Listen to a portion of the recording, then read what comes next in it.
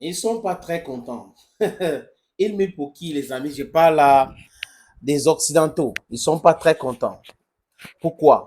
Parce que l'armée vénézuélienne a réaffirmé son soutien absolu et indéfectible à Nicolas Maduro. Nicolas Maduro, c'est le président nouvellement élu du Venezuela. Ils ne sont pas contents. Ils ont misé sur M. González, le candidat de l'extrême droite. Et l'élection s'est déroulée. La commission indépendante électorale a donné le résultat. Et dans ces résultats, c'est Maduro qui gagne. Les amis, je veux bien comprendre. Si vous ne faites pas confiance à une organe, n'est-ce pas, vous allez refuser d'aller aux élections?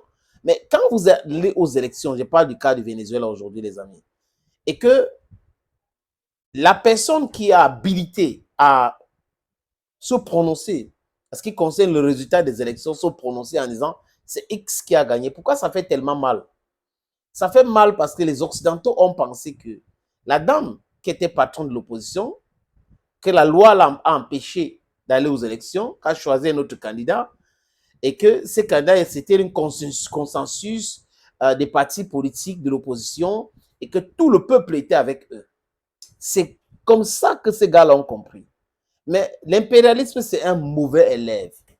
Ils n'arrivent pas à comprendre que les Vénézuéliens ne sont pas avec eux. Et ils ont voulu déstabiliser ces pays. Pour quelles raisons, les amis? Je peux donner quelques esquisses, peut-être cette esquisse de réponse à ce qui concerne cette envie de déstabiliser le Venezuela. Le Venezuela, c'est un pays producteur de pétrole. En Amérique, vraiment, il produit, c'est un pays respectable.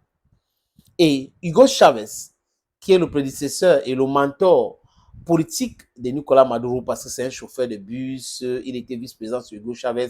Hugo Chavez, c'est celui-là qui avait décidé de partager la manne pétrolière partout au pays, dont la classe ouvrière, les pauvres, tout le monde avait sa part dans le pétrole de son pays. Il avait bien dit on ne peut pas produire le pétrole et que c'est uniquement les élites qui en profitent.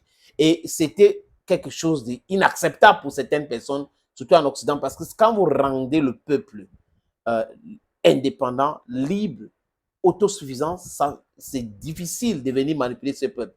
Voilà pourquoi aujourd'hui au Venezuela, c'est toujours difficile de continuer dans cette manipulation, les amis. Oui, ils pensaient que c'était trop facile, non, mais c'est pas facile. Et là, Hugo Chavez avait aussi aidé son pays à sortir dans quoi? Dans le Fonds monétaire international et la Banque mondiale. Parce que lui, il avait au moins compris que ces organisations-là n'étaient pas là pour aider les pays à s'en sortir. Économiquement, c'était aider les pays à rester dans le sous-développement. C'est les dada. Sinon, posez-vous des vraies questions. Malheureusement, il est parti très tôt. Pourquoi le Venezuela produit le brut, mais le Venezuela n'a pas de raffinerie? Le pétrole vénézuélien est raffiné aux États-Unis. Est-ce que vous pouvez répondre à cette question? Je parle de ceux qui soutiennent les Occidentaux là. C'est voulu. Nous, on doit avoir de l'emploi, on doit faire tourner notre industrie et vous devrez nous donner la matière première et rester toujours dans la pauvreté. On doit produire, hein, on prend les matières premières et on vous envoie les produits finis et parce qu'on va vous imposer les prix. C'est un peu cela, mes amis. Après les élections au Venezuela, le Cuba a félicité Nicolas Maduro. On a eu la Chine qui a félicité, la Russie a félicité. Certains pays ont félicité. Certes, il y a des pays dans le BRICS comme le Brésil qui n'a pas félicité. L'Argentine demande le récompte, de montrer les preuves et autres. Mais si vous allez dans l'histoire de l'Argentine et l'actuel président, vous allez comprendre pourquoi l'actuel président s'aligne sur la ligne de Washington et la ligne de Bruxelles à ce qui concerne l'élection au Venezuela. Et les gars ont voulu à un moment donné que l'armée soutienne l'opposition. Parce que si l'armée soutient l'opposition, ça sera facile de faire un coup d'État. Ça sera facile de pousser Nicolas Maduro à la porte. Et, oh là là, ils comptaient vraiment sur l'armée. Et l'armée vient de les décevoir. L'armée vénézuélienne a déçu terriblement les Américains, a déçu terriblement les Européens.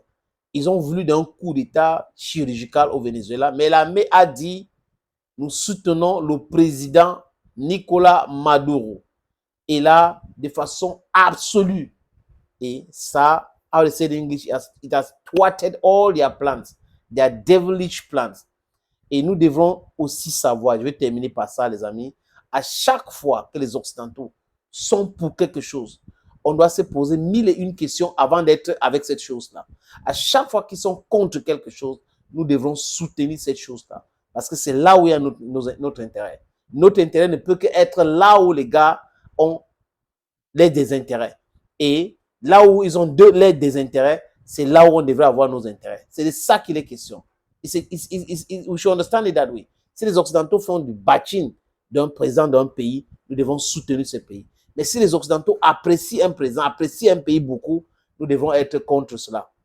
Vous comprenez un peu? Parce que quand ils apprécient quelqu'un, c'est justement parce que la personne est en train de le réconforter dans les idées de continuer à pourvir le monde. C'est de ça qu'il est question. We are not fools. We know all these things.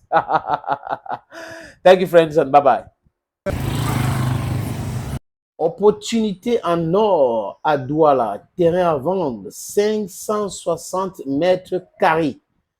Vous voulez construire un centre commercial, un hôtel, vous voulez construire votre propre maison à vous, vous voulez ouvrir une station de service, c'est à vendre, les amis. Je répète encore, c'est à vendre, ce terrain.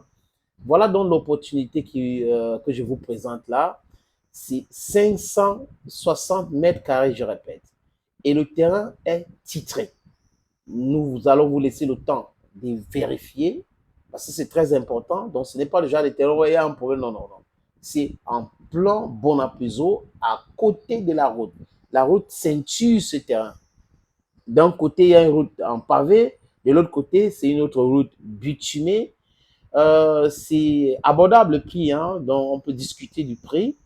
Si vous êtes intéressé, appelez-moi à travers les deux numéros que vous voyez à l'écran là, 6 80 87 37 37 ou le 6 96 17 60 34. Et les numéros, le premier numéro passe sur WhatsApp, donc vous pouvez nous envoyer un WhatsApp ou vous nous appelez simplement. Et l'autre numéro, c'est uniquement par appel simple, les amis. Donc, voilà donc cette opportunité que j'ai décidé de partager avec vous. Contactez-moi si vous êtes intéressé.